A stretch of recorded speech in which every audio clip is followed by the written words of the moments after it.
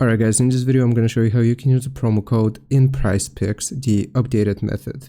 If you go to Prizepicks and scroll down, you will see the current promo code. Currently it's going to be max bonus, and how you can use it is like this.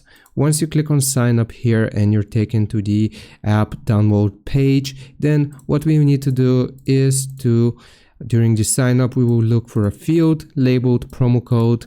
There you will type or paste the code exactly how you've seen it. So in our case it's going to be all capital max bonus like this.